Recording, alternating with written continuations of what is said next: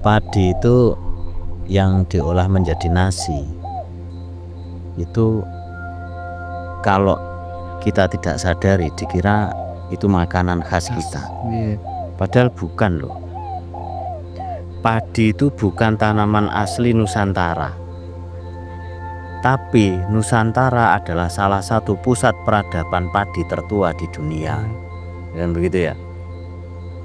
Secara botani, padi yang kita kenal itu memiliki dua pusat domestikasi utama. Lembah Sungai Yangtze itu di Tiongkok Selatan sana. Terus di India, Indochina, Asia Selatan dan Asia Tenggara daratan. Dari wilayah inilah padi menyebar melalui migrasi manusia, perdagangan dan pertukaran budaya. Nah, Nusantara bukan tempat pertama padi dijinakkan atau dikembangkan, tetapi sangat awal dalam menerima dan mengembangkan teknologi padi, bahkan menciptakan sistem sawah basah paling maju di dunia tropis.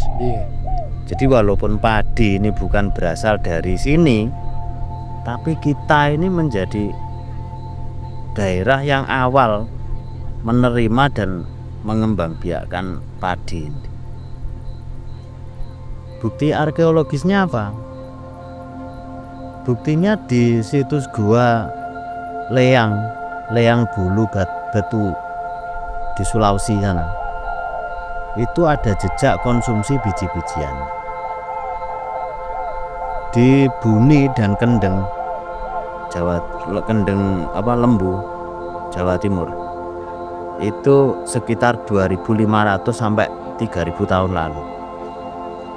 Juga di relief Candi Borobudur itu jelas menggambarkan sawah, lumbung dan panen padi. Ini menunjukkan saat padi hadir di Jawa, ia tidak sekedar ditanam, tetapi langsung menjadi pondasi ekonomi dan kosmologi. Lah, sebelum itu yang dimakan masyarakat Jawa apa? Mereka memiliki pola makan sangat beragam dan adaptif. Apa yang dimakan? Umbi-umbian. Contohnya ya talas, ubi hutan, ganyong, suwak, garul, ya itu singkong liar. Umbi yang mudah ditanam, tahan cuaca dan cocok dengan ekologi hutan tropis.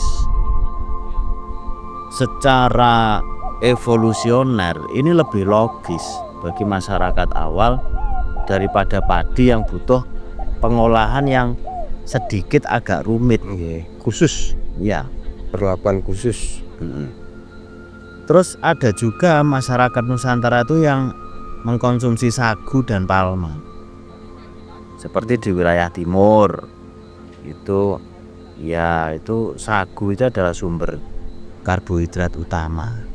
Jadi istilahnya dulu itu menurut geografis, makanan pokok atau makanan yang sebelum adanya padi itu menurut geografisnya. Iya, ya sudah makan. Jadi masyarakat Nusantara itu tidak harus menunggu padi untuk beradab. Untuk makan tidak harus menunggu padi, karena banyak sekali makanan alternatif selain padi gitu loh. Jadi ya sebelum ada padi mereka sudah makan.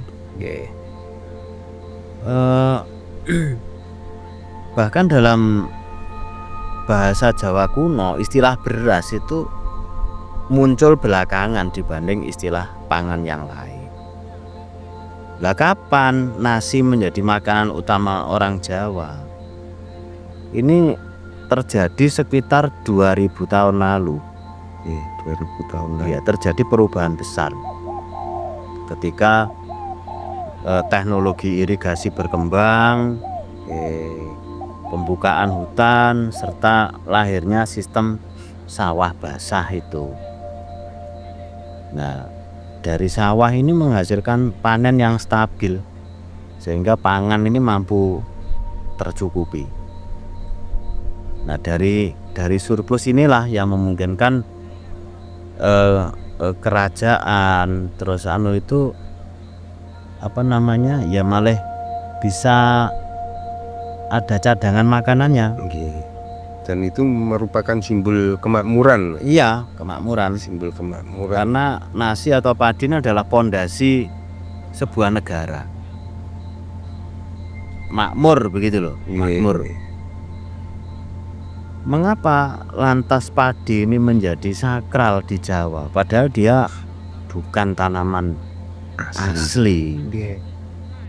Karena ya menurut orang Jawa itu padi itu entitas spiritual, Dewi Sri misalnya. Jadi padi itu dipersonifikasikan sebagai Dewi Sri yang menjadi lambang kesuburan, kehidupan, terus keseimbangan kosmos, kesadaran. Ya, ini yang berbeda dengan umbi yang tidak dipersonifikasikan sedalam itu. Jadi ketika padi masuk, ia mengubah cara pandang orang Jawa dalam memaknai hidup gitu loh. Kalau umbi-umbian tidak dipersonifikasi dengan siapa-siapa, tapi begitu padi masuk, pandangan orang Jawa terhadap padi itu ya itu dipersonifikasikan Dewi Sri itu yang merupakan simbol kesuburan, kehidupan, keseimbangan kosmos dan begitu. Karena secara kosmologis sawah ini mengajarkan kesabaran, terus proses hidup. Iya, proses hidup, keteraturan musim. Artinya bagaimana orang itu harus memahami semestanya, kapan harus menanam padi, kapan harus mungkin menanami yang lain. Itu ya juga menumbuhkan rasa kesabaran itu tadi ya, karena ada proses itu tadi, pengolahan tanah, gotong royong, terus pembenihan, terus panen, baru diolah itu. Makanya ya walaupun padi itu bukan tanaman asli Nusantara, tetapi Nusantara adalah salah satu pusat peradaban padi terpenting di dunia. Ya walaupun sebelum makan nasi, orang Jawa ini sudah makan umbi-umbian, sagu dan biji-bijian lokal. Namun nasi menjadi dominan bukan karena enak, tetapi efisien. Jadi penanamannya terus ya bisa disimpan dalam waktu yang relatif lama.